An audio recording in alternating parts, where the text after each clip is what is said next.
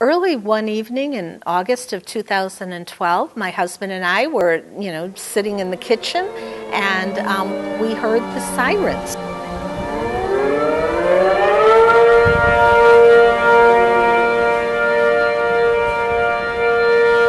So, we looked at each other and said, "What's going on? Something must be happening at the refinery." So we turned on the TV to see if there were any news reports. Tonight at 6:15, we had a fire in our number 4 crude unit, and our emergency crews are on site, and we're working to get the fire under control.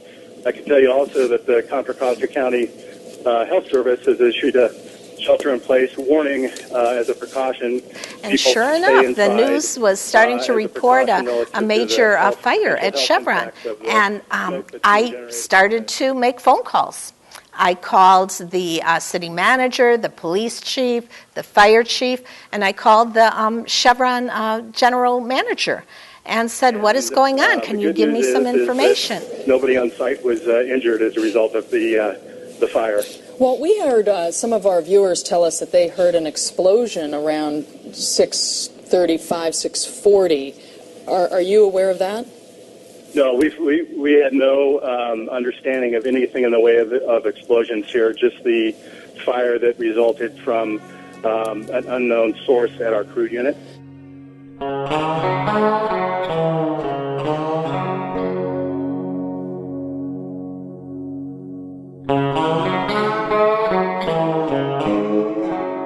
The black column of smoke that emanated from the explosion and fire at Chevron is an iconic image that no one in Richmond will soon forget.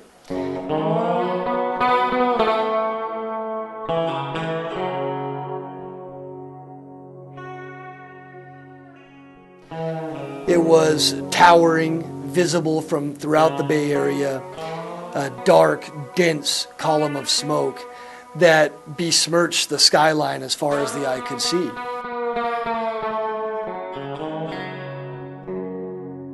And that was only the beginning of the fallout of the terrible fire and devastation that racked the Chevron refinery in Richmond on August 6, 2012. I mean, it was a terrible situation.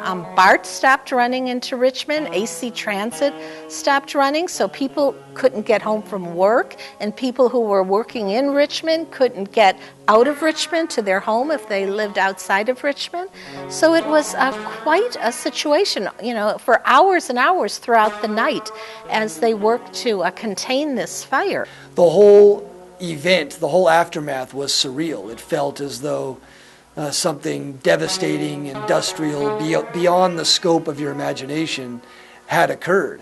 I mean, for the next few days, people were having, burning eyes, coughing, lung issues, and so it was major, and 19 workers just barely escaped with their lives. And the city and its relationship with the biggest employer in the city would really never be the same after that terrible fallout and fire. And after this major fire, we had a whole lot of research that we had to do and that we required Chevron to do. We had the Chemical Safety Board come to Richmond, who is a federal agency that made recommendations and did a lot of research, and they found out that there was a pipe that was corroded to the width of about a dime. That's how thin the pipe had been corroded to. And as a result of that, the leak occurred, and once crude oil was coming out of the leak, it exploded. And there were all kinds of pipes in the refinery. There were thousands of pipes that were held together with clamps. So this proved to be a situation of neglect.